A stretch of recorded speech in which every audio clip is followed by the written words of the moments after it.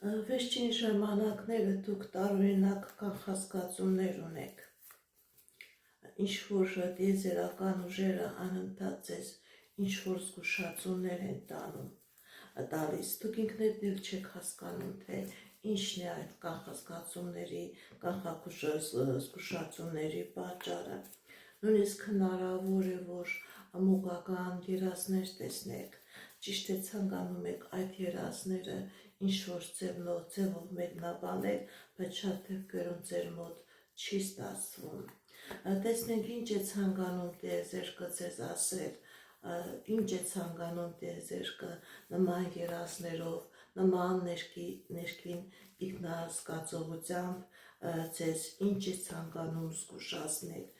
ինչ ինֆորմացիա է տիեզերքը ձեզ ցանկանում տալ։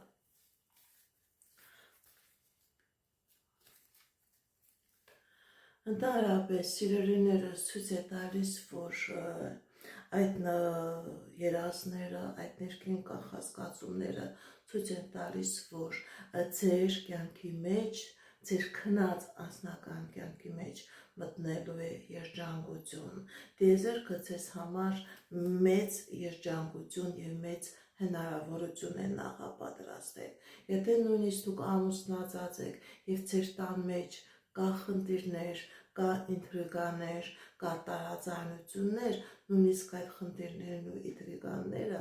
աստվածային տիեզերական ուժերի ձեռքով, տիեզերական միջամտությամբ հարթվելու են։ Իսկ այն մարդիկ, ովքեր որ չեն կարողանում իրենց անձնականը դասավորել, տիեզերքը ձեզ հնարավորություն է տալիս, որ